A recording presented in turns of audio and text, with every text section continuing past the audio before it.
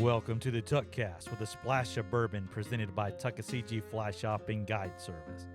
Located at 3 Depot Street, Bryson City and 530 West Main Street, Sylva, North Carolina. Tuckasegee Fly Shopping Guide Service is your #1 stop prior and after your epic fly fishing adventure in western North Carolina. Visit tuckflyshop.com for streamflow information, book a guided trip, or even shop for your official Tuckasegee Fly Shop gear. Follow the crew on Facebook at Tuckasegee Fly Shop, Instagram at Tuck Fly Shop, and on YouTube at Tuckasegee Fly Shop. Today's episode is brought to you by Norvise. From their original 1970s prototype to the latest Legacy C in 5 amazing colors: Radical Red, Sunset Orange, Shamrock Green, Royal Purple, Liberty Blue. Norvise has been committed to one thing: efficiency. By adding the Norvise Auto Bobbin to your Norvise, you can tie better flies faster. For more information, visit www.nor-vice.com. Here in our Sylva studios today, we have Coach Dale Diesel Collins, Bobby the Bearded Wonder Bennett, and I'm your host, Shannon Big Mess Messer. All right, everybody. Hey, I'm back. You are back. I am back. New and improved Shannon. You're a little lighter, too. A little lighter. You look like you're missing something. I don't know what it is. Do you have like a scanner that I'm unaware? I don't scan nothing. Got a nice bruise. Hey, I'm glad to have you back. I'm glad to be back. Yeah. It's kind of nice when you eat, you can taste what you're eating and not hurt. That's the idea. I mean, that's kind of the idea, man. So it makes eating fun. You know, you don't have those going around with those bad taste and stuff like that in your mouth. It's Yeah. nice to be on the mend. Big, huge thank you. A lot of folks out there in the sent some text messages Bobby's and done popped the top. emails and calls and things like that. Man, I appreciate that. That means a lot. It really did. And if you didn't, you suck at life. Nah, Dale, man, Dale just oh Lord help us. I didn't reach out to you. I'm sorry.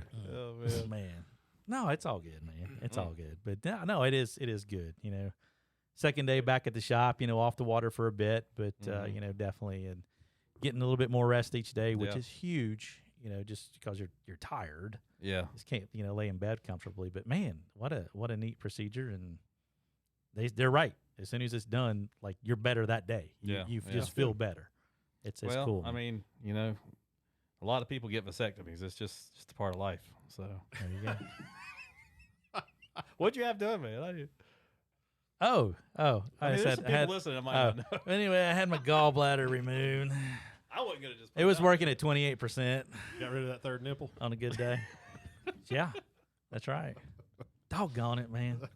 I know I'm not a That's tree. what we were telling everybody. We said, yeah, he's getting that third nipple removed. I'm not a trio no more. Oh, Lord help us, man. He went to the spay and neuter clinic. That's right. I don't know which one they did. I got an announcement. This is a major shift. Okay. Okay. Shift. You got gas today? I did find some gasoline this morning. That was a great start to the day. It's like 7:58 and I'm rolling by the shop, but I saw the full gas station, so I'm going to be a little late. Yeah. It's going to be okay. So bought a sweet new hat this weekend. I'm wearing it right now. Yeah. And it's a comfortable hat, but I went ahead and bit the bullet. Yes. You're going to get burnt. I'm going out. Oh, this is inside hat only. This is the Sims. What do they call this, Shannon? Yeah. What I do they don't call know. You're the one with the announcement. Well, the announcement It's a Sims mesh hat. It's a mesh hat, but it's not full like mesh. Full mesh. That's right. So, as a bald guy, if I was wearing this in the sun, I'd have a lot of little red spots all over my head, like from the sunburn. So, I'm out. I don't know if you can zoom in on that, Bobby. I'm not going to zoom. You just Out. spin it I'm around. out to the last to the last thing. last snap. I'm just like, you know what? I'm tired of wearing hats and getting headaches. I'm just gonna have to go out to the last snap. I may even be that guy that puts a little duct tape on it and make sure it holds. Yeah, man.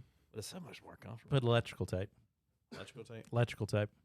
That's the big announcement. I'm finally out to the last snap. You know, George bought one of those. He seen me wearing one on the podcast, and he came in and he bought it, and he said the podcast sold the hat. Yeah. the thing I like about that hat, when you're out, on a trail somewhere and you want to wear a hat, it's cooler. Yeah. So the heat's escaping your Yeah, that's head. true. Absolutely. Did the So- podcast sell the hat, or is it you wearing it that sold it? Shannon? Well, I wanted to be very humble here. It was he said the podcast. So when George comes in, he'll say, Yeah. "No, okay, yeah, I'm being very humbled here." But no, he said he's seen it on the podcast. Yeah. But it is a very cool hat. It's a very lightweight hat, and we were kind of like, yeah, I think there's a market for this, and they've done really, they've done pretty good. Mm-hmm. Had the camouflage one, and then we have the tropical version. Yeah. The tropical. Yeah, that's right. That's right. The tropical. I Salt. think Wes got the salt. Yeah. Then I think his dad took it when he was up here visiting. So yes, absolutely. Well, folks, we have a special in-studio guest here with us today. We're going to dive into a little bit here. We have Mr. Jeff Downing. He's up from Florida.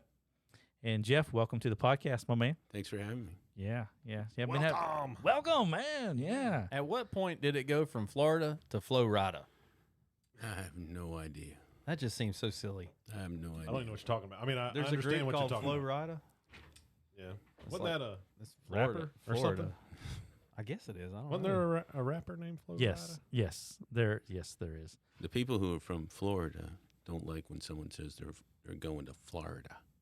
Florida. Florida. They don't want that accent on. What, you the want Florida? Florida? Florida. Like Hey, Colorado, Flaw. Colorado. You can call it whatever you want to. Florida. Florida. We're gonna get some comments on this probably. Oh yeah. Well, it's fun. That's fun. Oh man. So, man, Jeff, how long's it been since we met? Well, it's been probably about 4 years since you and I met. I came up here on vacation and was going to do some fly fishing, of course, and had everything packed and he's remembering now, and had a couple of rods and some PVC so I could pack them and bring them along, and got up here and was getting ready to go fishing, got everything together, getting my rod out, and I went, where are the rods? I've heard this before. not your story, but it's happened. You're not the only person. Yeah. And so I said something to my wife. I said, 2 pieces of PVC. She looked at me and she said, oh, those. I moved them off the bed onto the floor. I thought you'd see them. So Put that in recycling last week. Oh no. Oh man. I took those 2 pieces of pipe back to Lowe's. Uh, Returned them. They gave me store credit. they I were got stopped $10. up. They were stopped up. I thought I was good getting $10 back. Oh Yeah. man. So I came over here and I told Shannon the short story, and he's like, oh man, he says, I got a Scott rod to show you. And I'm like, Scott, and he goes, yeah, it's like $1,000, something like that. Good salesman. Probably like $9.95. I probably could have pulled it off then because my wife was pretty upset. But I think you sold me something else, the Echo or something. Yep. like that. Absolutely. Sure did. Which you were turned staying out in to be a Maggie. good ride. You were Yeah. staying in Maggie Valley, wasn't You you? think Yeah. Shannon was worried about his job or something, but his job does not depend on his rods. it was kind of a funny thing there. I think we were playing Yeah. along a little Yeah, bit, right. Because Vicky was, I think she's disappointed, but things happen. Yeah. Stuff like that happens. It's waiters, it's right. boots, people leave stuff. So Right. you're normal. Well, I don't know. No one's ever said that Okay. before. But, So have you had a good time since you've been here? oh, absolutely. Yeah, Absolutely. yeah. Are you talking about this time? Yeah, or- yeah. Oh, yeah. We're having a great time. We're staying at the Flowing S Yeah. farm. And, Are you to that point where you're gonna look for property up here? That's what about 50% of the people that come in tell us. Well, we've So, been looking at some places on the internet, but I'm not sure whether we're ready to make that move yet. But You got to be ready the day of. yeah, yeah, make right the now move. with the way the If you market wait, is. it's Mm. gone. absolutely. Absolutely. Yeah. Yeah. So what is it that you like about coming to the area? What brings you and Vicky here? Besides Shannon.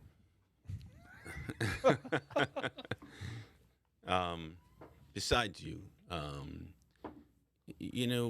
we just came here. Vicky had still has an old friend of hers who she grew up with, back when they were kids, who has a cabin up here, beautiful cabin up on the mountain in Maggie Valley, and we started coming up here and just love the weather, love the kind of laid back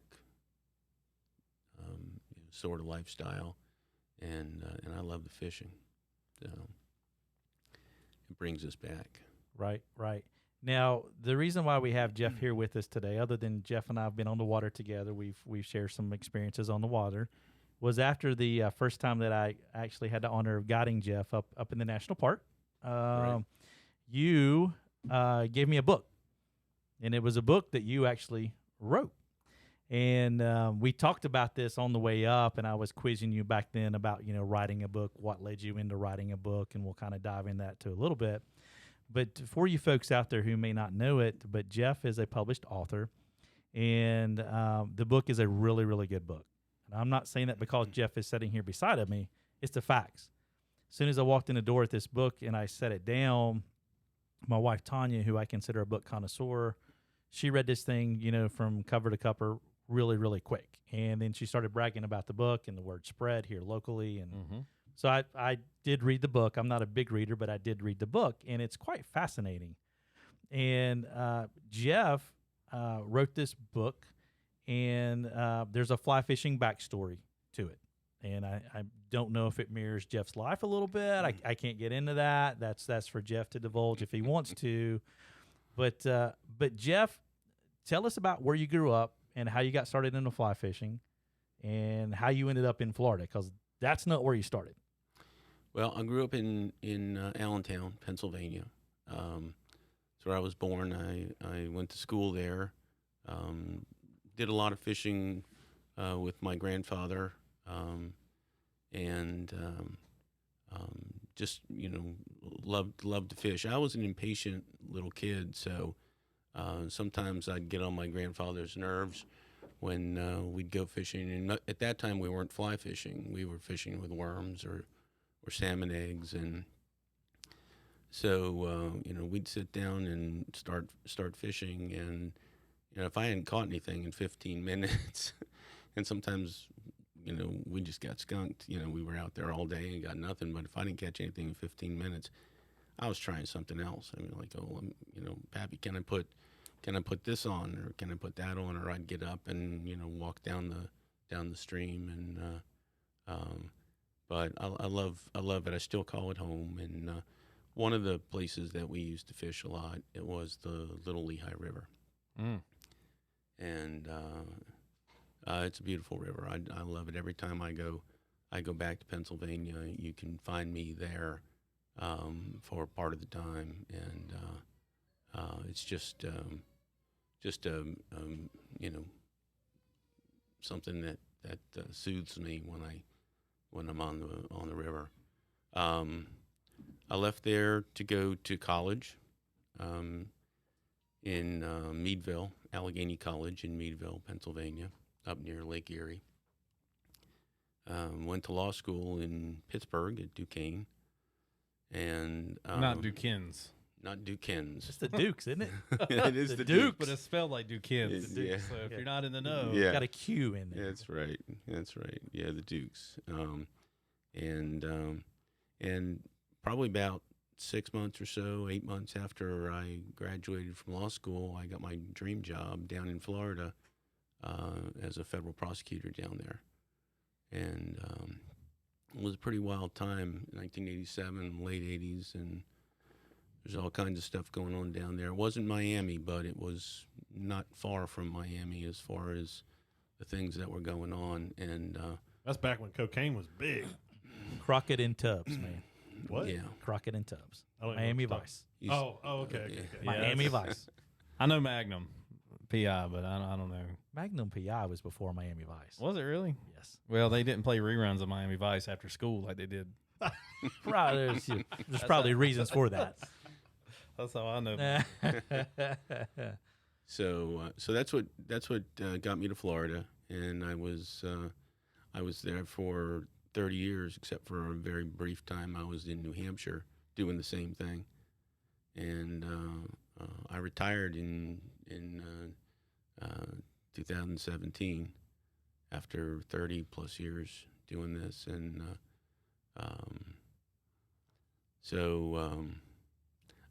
the way I got into fly fishing, interestingly, was in Florida, we lived near a lake, Lake Tarpon. That sounds fun. Good bass fishing there, a really good bass fishing lake. And I used to go out, and I had a little boat, and I'd get out there, when I could, and do some bass fishing. And we used to fish with shiners, live bait stuff. And I had to drive around the other side of the lake to get shiners. Well, there was a place over there I would go, and I went in there, and I looked up on the wall, and, this guy's got this huge stuffed lunker up there on the wall, and it says the world record for Lake Tarpon bass taken on a fly rod. And I went, wow, that's pretty cool. And I knew nothing about fly fishing at the time. And so I ended up getting a fly rod, and the first fly fishing that I did, I kind of just taught myself and did some fly fishing on Lake Tarpon. There you go. That's cool. So How big- self-taught, basically, for the most part. When I started, Yeah. and then I realized how much help I needed, and got some other people to help me. But I learn all the time. Yeah. So, That's the beauty of it, man. You're always figuring stuff out. right. Somebody mentioned something, and you're like, man, I never thought of that. Absolutely. So kind of, All the time. yeah, which is cool. If you stop learning stuff when you get out there, Yeah. What do you like catching better, bass or trout? Trout. Yeah. Yeah, trout definitely. Yeah. Is that because you don't get to do it as much? No, I don't think so. I like the streams. I like the rivers. I like fishing there. Not having things in the water that can eat you. Well, for sure on Lake Tarpon, you can go out there. I'll tell you a fly fishing story. I was fishing one day. I was out on my own, and I was up at the north end of the lake, and I decided I was going down to a cove down in the south end of the lake. It's about 7 miles, so I zipped on down there, and I had one half dead shiner left on a bait caster rod. Excuse me, and I pulled in. Into some hydrilla, kind of back from the bank, and thought, maybe I'm going to fly fish off the bow here. Yeah. So I took the rod that had the half dead shiner on it and threw it over the stern, and I'm setting up my fly rod, and I get up there and I start throwing it a couple times, and I just happen to look back, and the bait rod is down. It's bent over. It was in a rod holder. And I thought, this thing's going to break. I better find out what's on here, obviously. So I reel this thing in, and it's a huge catfish, just nasty. I mean, Yeah. In that lake, it was, they're not the. That is a big lake.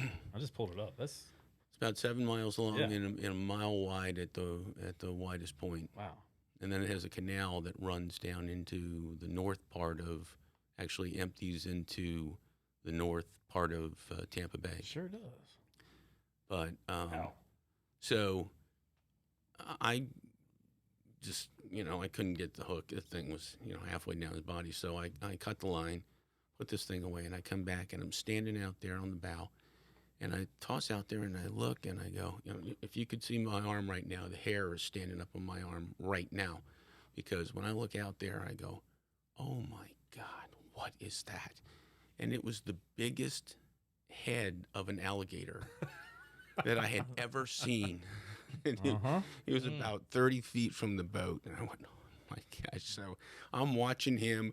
I threw the fly rod back, still watching, looking over at my fish finder for the whole thing to go black, hearing the theme from Jaws in my head, and just cranked the engine and just threw it in reverse and just popped the anchor out just like that. And I was back there. I never saw an alligator that big. There are some big gators there on the lake. Yeah. And of course water moccasins, and Oof. what else can you throw into the lake? So. Nope. Is there any peacock bass? Not that I've ever seen. Okay. So Yeah, peacock bass. You ever caught one? no. Oh, me neither. Well, since trout's your favorite fish, where's your favorite place that you fished for trout? Oh boy. I mean, I love I love the Little Lehigh. That's because that's my home stream. Yeah. But I love the Snake River. Yeah. I've fished there a number of times, and I mean that place is beautiful. I always tell my wife that if the angel comes down and says you got 1 day left, you can do whatever you want. I said, make sure I'm standing in the Snake River, Yeah. looking up at the Grand Tetons with a fly rod in my hand, and pulling out a couple of cutthroats before I go. Yeah, So pretty nice place. Yeah. And I caught a beautiful cutthroat this last year. We were out there, and I fished Flat Creek, which is right across from Jackson as you come into Jackson. It's there's an elk refuge there, huge elk refuge, and from the road, I mean, you can barely see the creek. It's a spring creek, and it runs through there, and the fish are cagey as all get out. And I get a great guide who took me out, and we put one of the prettiest fish I think I've ever seen. It was about an 18-inch cutthroat trout, and he said, that's the nicest trout I've pulled out of this place. That's awesome, man. That's So, fantastic. I'm sure he just said that because he's a guide, right? Salesman. Yeah, but no, it was pretty nice fish. So That isn't what I usually say, man. The last guy that caught one of those tipped me $200. That's how we usually work it. Bought me the salesman there. it's great. You thought the Scott rod was anything, man. Oh, heavens. Oh, man. So, tell us, and I want to ask the question I asked you as we was making our way to the park. Why did you decide to write a book? Well, I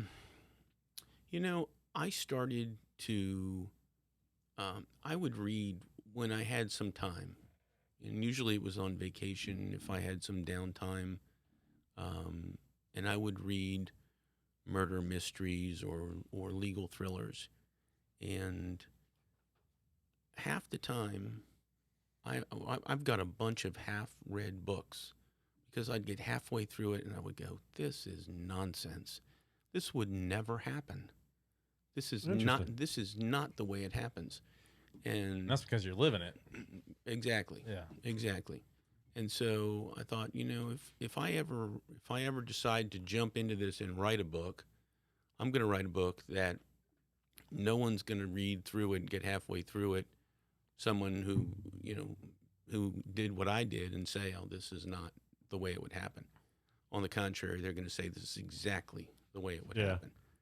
That's kind of like those. I don't know if you've ever seen them. Those YouTube. There's a YouTube channel out there that has people that are maybe professionals in something, and they like dissect movies and go, "That's not real. That's not real." Actually, that is what we do.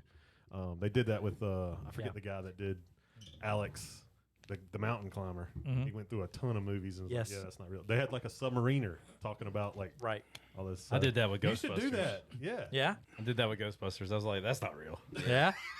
What, Slimer? Slimer, that's not Slimer real. wasn't real? Statue of Liberty walking? That's not real. I mean, it was a Stay Puft Marshmallow Man, wasn't it? But you could do that for stuff like that, where it's like, nah, that doesn't happen in real life. Yeah, it's so the way I started writing it, I was working at the time, so I just happened to be sitting back at the computer one night and I said, you know what, I'm just gonna write a chapter, and it's not even a chapter that's in that book. Really? It's not. I wrote it, and it was just rough, and I read it and I went, okay. I took it and gave it to Vicky, and I said, just read this. She goes, what are you doing? I said, just read this. So she read it, and she goes, where's the next chapter? And, and that's kind of how we started. And then when I ended up writing this, I ended up, cutting that chapter out. But that's how I get started with it. And it is a legal thriller, murder mystery. It's got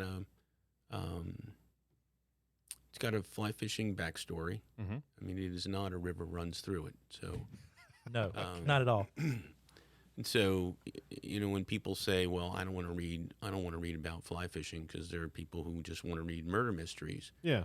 and I don't want to turn them off from reading it. I think it is primarily a legal thriller murder mystery, but the first 4 of the first 6 chapters are either set on the river, and the Little Lehigh River is this is where this takes place, fictionally, and the last 3 chapters are on the river, and probably a quarter of the book takes place with things occurring on the river, and there are other people that are involved. There's one of the characters in the book is runs a fly shop there. In fact, there's a fly shop there, an old fly shop. It's an old house that they used to use. They used to use cold water coming in there, and use that for refrigeration before electric refrigeration. And there were a number of people who I had experience with who actually ran that shop, and it was a great little shop. It's closed now, but there is a character who runs the fly shop there, and the guy who actually was running it, for at the last time that I was up there before they closed it down, is Dave Bittner, who wrote a little blip for the back of the book. Oh, nice. And of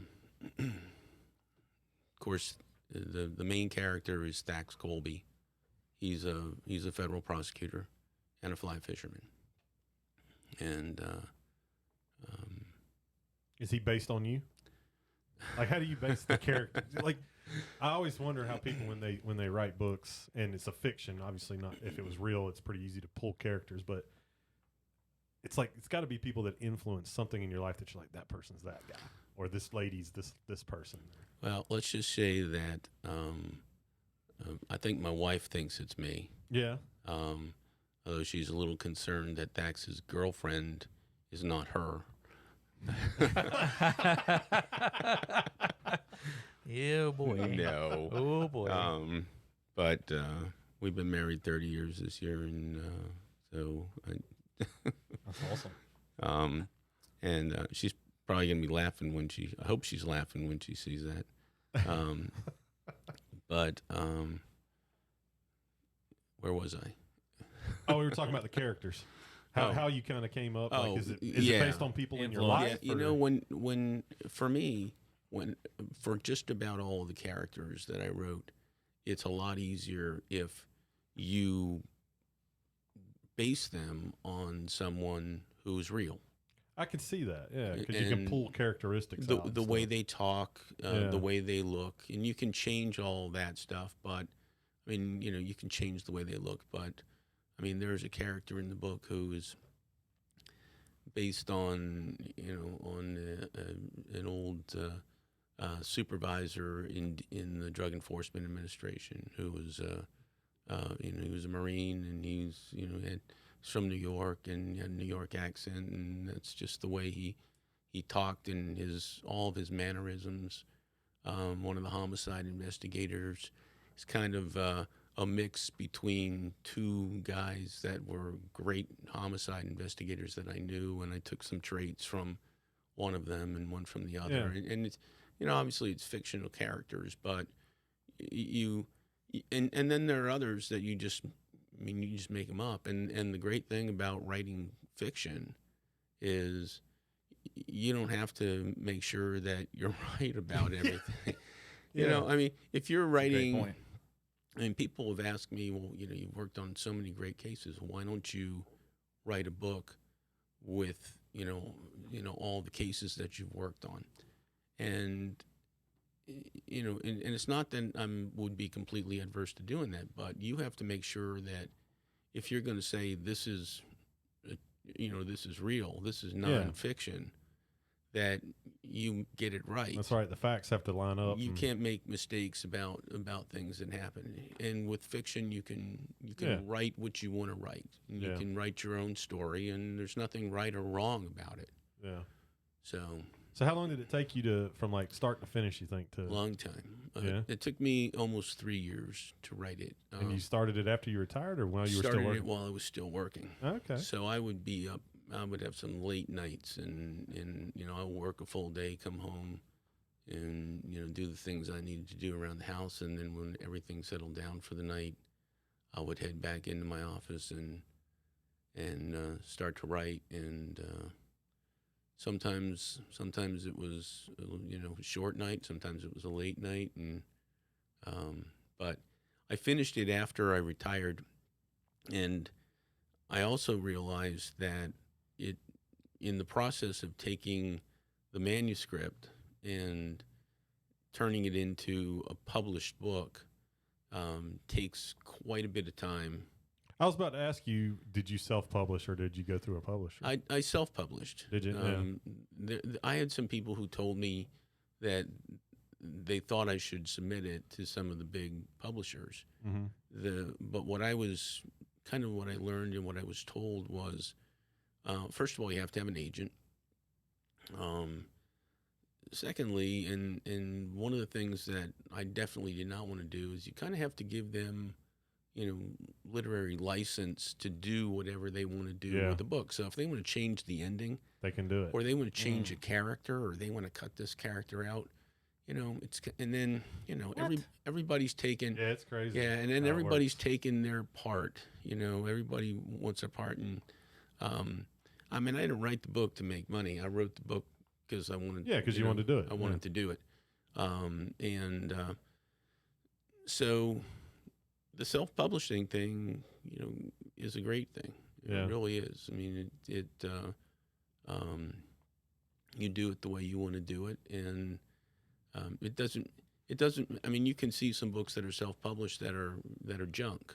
Yeah, absolutely. But when you look at this book and you look at the cover was done professionally.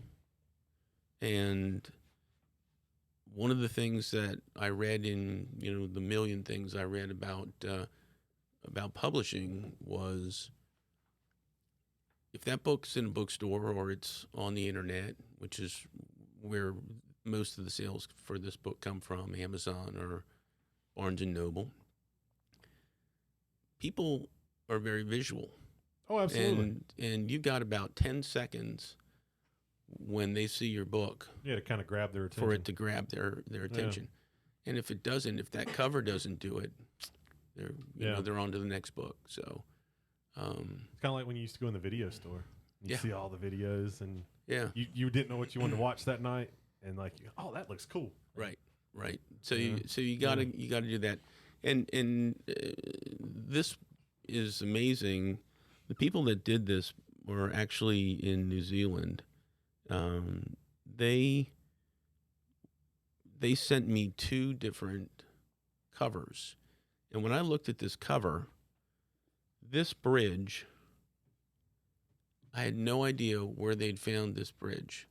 This bridge is Bogart's Bridge, which is actually just maybe a mile down the Little Lehigh River. Oh, really? From where this most of the events in the book take place on the river. It's one of the oldest covered bridges in the United States. That's cool. And that's the bridge. And so, I have a picture of me somewhere where I'm holding my book and standing in front of Bogart's Bridge. That's cool. Pretty amazing that they were able to do that. So that's fantastic. So the book, I don't want to give anything away, but when you came up with the maybe the storyline or the plot or whatever, maybe you just started writing. Is it based upon any case that maybe you had prosecuted, or is this just totally off the wall? No. The story is about a federal prosecutor who is investigating a corrupt Allentown Police Department again, purely fictional, and it goes beyond that. There are so many things in the book that occur that I drew upon my experiences. Some things I took an actual occurrence, and I tweaked it for what I wanted to do in the book. It's not based upon any one case. I prosecuted public corruption cases. Most of the cases I prosecuted were narcotics cases and organized crime cases, gangs. But I did prosecute public corruption cases for a while and supervised the unit that did that. And so, I have experiences that were incorporated, if you will. Yeah. Yeah.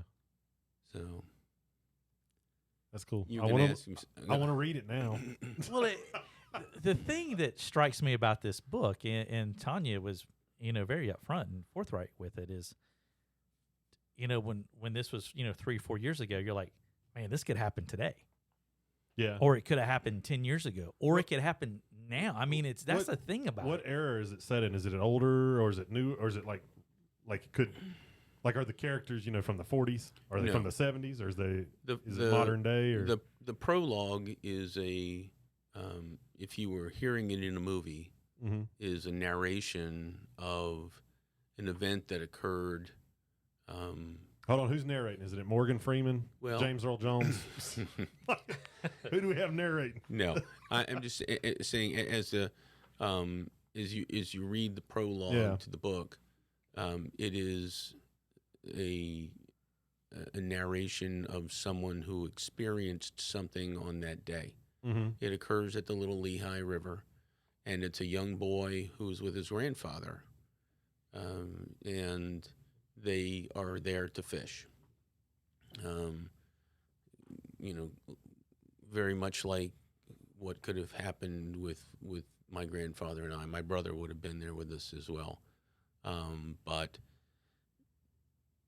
there's a date and time that's kind of marked there by the date of the cars. Okay. So that part of the book is somewhere around 1969. Okay. So but then you jump from there, and then you jump immediately into, what would be present day. Yeah. And but there are references. Yeah, back going to that, back. so. Yeah, that's cool. So it's that's good. So a little bit of like foreshadowing type stuff in there. Yeah. Maybe a little bit. Yeah. I mean, I think when you read the prologue, you read a story, but you don't have any idea what that story is. Yeah. If that makes any sense at all. Yeah. Now, the fishing that takes place in the book, and I've asked you this, but does it reflect on any experience that you've had, particularly fishing, and especially on the Little Lehigh? Oh, absolutely. I mean, there are people who have read the book who have never fished or who've never fly fished have written me notes or communicated with me and said, I thought I was there. I'm going to start fly fishing. The descriptions are obviously descriptions of places and parts of the river that I have fished, and and the flora and the birds and everything there. And so when you read that, and that's what I wanted. I wanted someone who it's not a fly fishing book, but I wanted people who were fly fishermen to read it and go, wow, I've been there. And I also wanted people who had not fly fished to go, wow, I would like to be here. Yeah. And so there are there are, as far as the description of the things that happen, and I describe fish rising and stuff like that. One of the stories, and I don't know if maybe I told you, but there is one point in the book where Thax, the main character, catches a really big fish, and it was kind of inspired by what would happen as I would be walking from the far end of where I would fish back to the parking lot, which I'm going to say is maybe a quarter mile. There would always be a little place, a short part of the water there, gin clear water. The water at most of the time was probably a foot to 18 inches high. Rocks, but there seemed like there was always this big fish that was just sitting there, and he wasn't moving. And the first time I saw him, I didn't even know if he was real, because he was just sitting there. And so, and I would go down and I would start throwing stuff at him, and nothing fazed him. I thought I could pick up a rock and throw it down there, and this fish is still going to be sitting there going, like this. And so I got to the point where when I would finish for the day and I was walking back to my car, I would always have something on, I'd always have something I was going to throw if I saw this fish there. And most of the time, it was either I'm not saying it was the same fish, but there was either a fish or two fish sitting there, just sitting there in this clear water.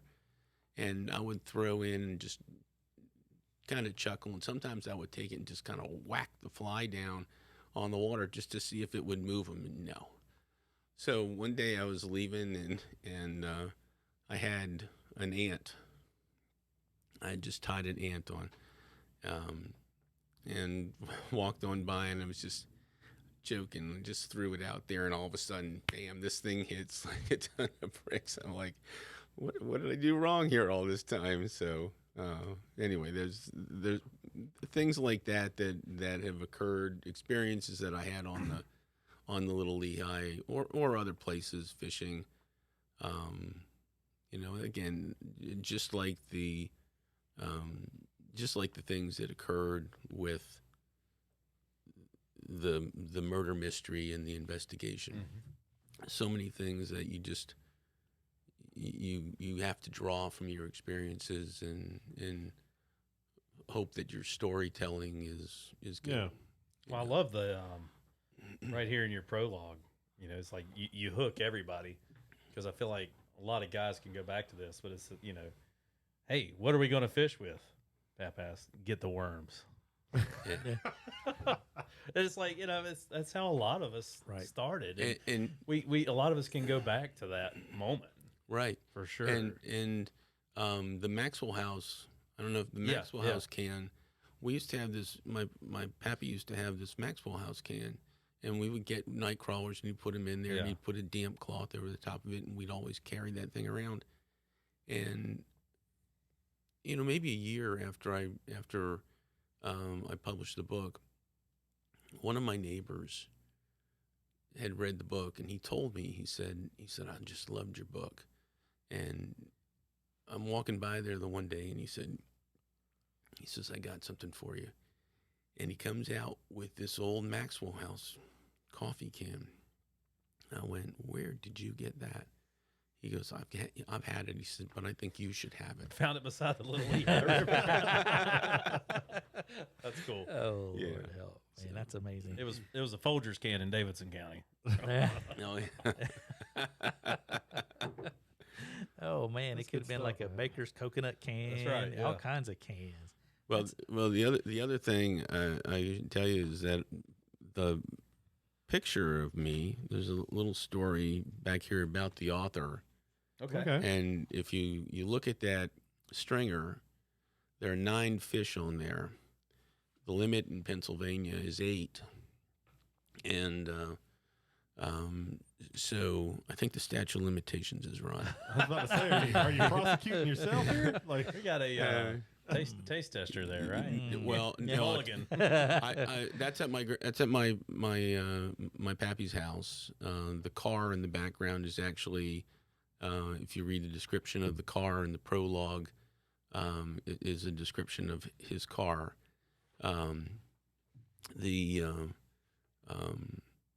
This was opening day, and everybody was fishing with worms. And we used to fish at Cedar Creek, and there was a bridge there. And people would crowd around and try to get under that bridge.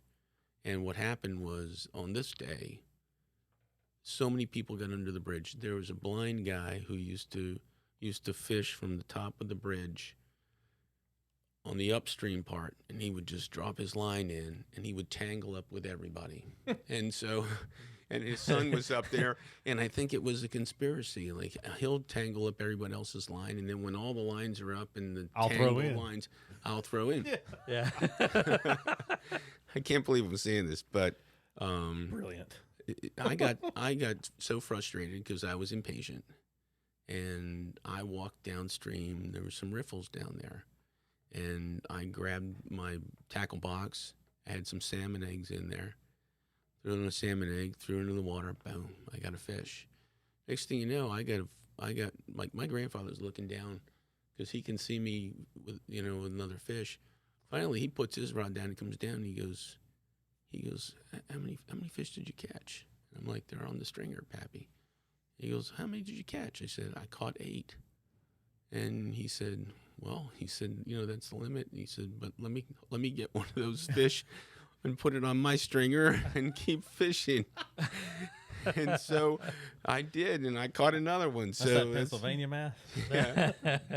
It's really subtraction. It's not addition. So I know he's looking That's down awesome. and hopefully laughing about that. So I caught 9 fish. My grandfather caught none. My brother caught none, and so that was me holding That's all. the catch for the Good day. story. Man. So, Jeff, where can people pick your book up at? You can get it on Amazon. It's the easiest way to get it. You can, if you just type Jeff Downing Amazon, it'll come right up with the Tangled page. Lines. Yeah, You can get it Tangled Lines. at Barnes and Noble. They carry it online. They don't carry it in the store. And if you can't find it anywhere else, you can always email me at jeffreydowning.com, and I'll get the book to you somehow. Cool. There you go. I will say, I'm not going to say what the car is, but I'm pretty sure there's a few of these cars in the bank down in Bryson City Delayed Harvest. Oh, the car in the prologue? Yeah. Pretty sure. Let's just say it's a nice Ford. Oh yeah. Oh yeah. Oh, yeah. Was it a 4 or a 2-door? I don't know. There's It was a 2-door. Okay. Oh, that's even, yeah. Yeah. Oh, yeah. Those are real nice. real nice. Those cars were real nice. I mean, there's some of those sitting in people's garages that are antiques that go to shows. And they're Absolutely. sitting in a bank in Bryson City. Yeah. Yeah. It's pretty incredible. Yeah. But yeah, such a cool story, man. I'm hooked just reading the prologue here. So Well, that's I what will. a prologue's for, right? I will echo, and I really truly mean this. I mean, this is a book that that you should read, even if you don't read a lot, because it's just like Jeff said. I mean, you think about the setting and stuff. It really hooks you in, no pun intended. But you think about it, it could happen today. It could happen 5 years ago. It can happen 10 years from now, and that's the neat thing about it. And the story is told so vividly. Mm-hmm. You think you're in the story, and it's something that, like I said, I mean, you could see it in a movie or something like that, and Should have got an agent. it's a good one. It really is. It really is a good book, and I'm not saying that just because Fish with Jeff or whatever. It's the facts. That's the truth. Thank you, Shannon. Yeah, man, absolutely. It's a good one. Awesome. Yeah. Fishing report. Let's do a fishing report. Don't hit that water button. I already got to go to the bathroom. What? The fishing report is brought to you by Norvice. Norvice. Tie better flies faster. Efficient. So if you use the right fly, that's what happens. That's it. Jeff, have you heard that? You've heard that a few times Yes, this I week. have heard Okay. that quite a few times Good this deal. week. Nice. So what's happening? Hey, I've been laid up, man. I'm off the water. Everybody I've got- looks at everybody. I've got sad news. I think the hare's ear run is over. Wah, wah, wah. The hare's ear run's never over. It's cranking in the park for sure, but I think on the delayed harvest, the new residents, Gotcha. That's right. There was some new residents moved in. Wasn't there? Mop fly's doing it. It's I mean, it's kind of back to a little bit of junk, but it's like some junk foods, the bright stuff in the morning, and then as the sun gets high, you do have to kind of go to the perfect, those Perdigons have really been doing well. The Copper Johns with the rubber legs have been kicking it. Nice. I'm frozen with a smile on my face. That was perfect, That was man. great. It popped up. Internet hasn't been the best today. Oh, okay. Anyways, now he's like trying to make it freeze.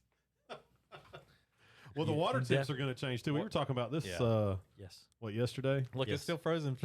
It is. Yes. It was frozen as I was frozen.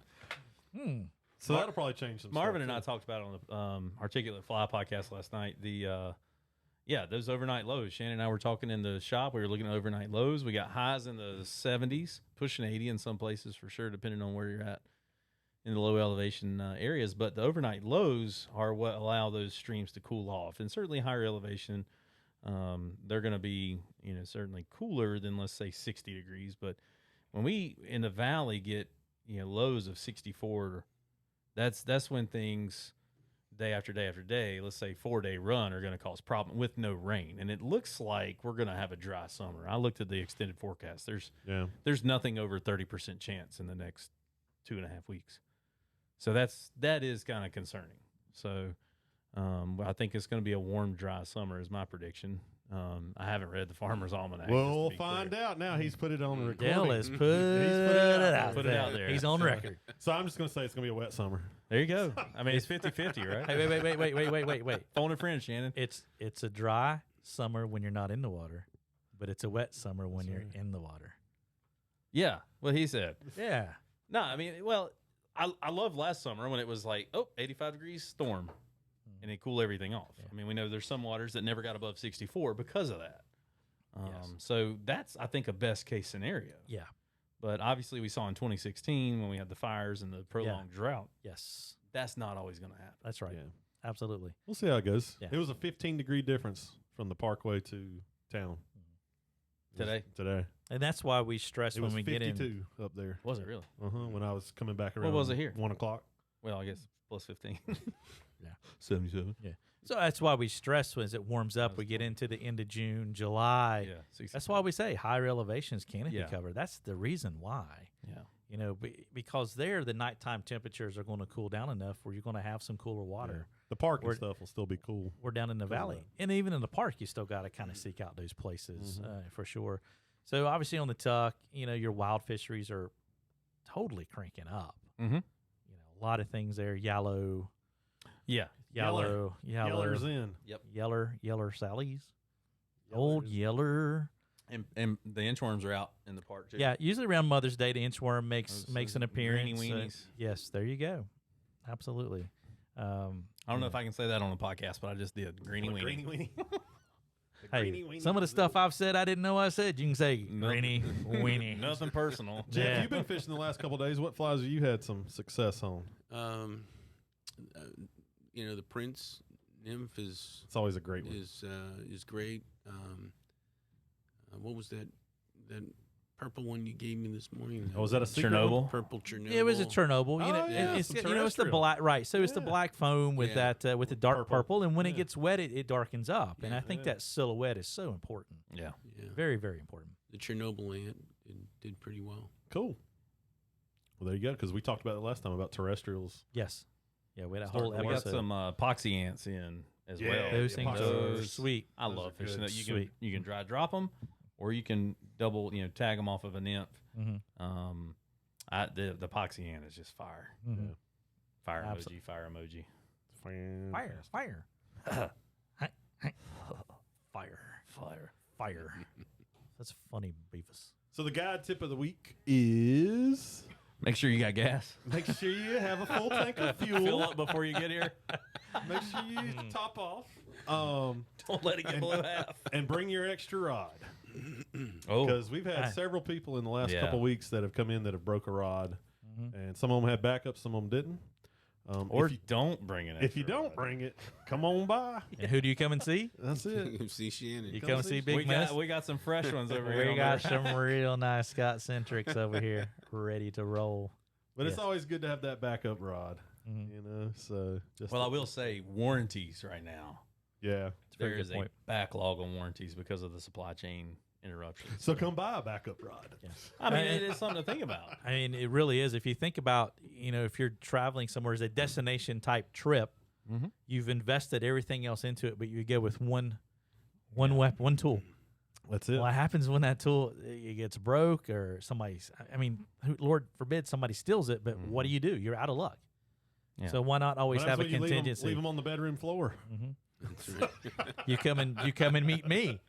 You come over from Maggie Valley and you meet That's the right. famous Big Mess. Absolutely. So yeah, it's a very good point, very valid point. That we chuckle about people. People leave boots and things, but a rod, man, gotta have that rod. You gotta have the rod. Who's Yeah. who's shaking today? That's Dale.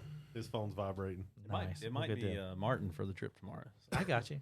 Well, Jeff, man, thanks for man. coming and sharing your time with us, and Thanks. obviously, big shout out to Vicky for letting you come up here and spend some time with us. Thanks for having me. I really appreciate it. Yeah, sorry couldn't get on the water with you today, but we'll make that up down the Absolutely. road for Absolutely. sure. And yeah, anything else we need to do before we go somewhere? I don't know. All hearts and minds clear. There's no special announcements or anything, right? Just make sure that you got gas. I'm on the when you last come and snap. see- All right, appreciate you folks.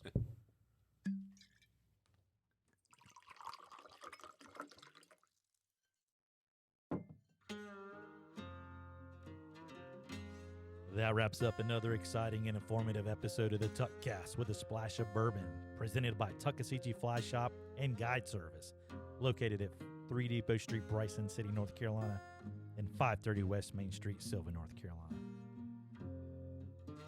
Be sure to visit www.tuckflyshop.com for streamflow information, book a guided trip, or even shop for your favorite Tuckasegee Fly Shop gear. Follow the crew on Facebook at Tuckasegee Fly Shop, Instagram at Tuck Fly Shop, and on YouTube at Tuckasegee Fly Shop. If you have a question or comment, feel free to send those to info@tuckflyshop.com or give us a call, 1-828-488-3333. For Coach Dale Diesel Collins, Bobby the Bearded Wonder Bennett, I'm Shannon, Big Mess Messer. We'll catch you next week. Be sure to catch a few fish out there, won't you? Y'all take care.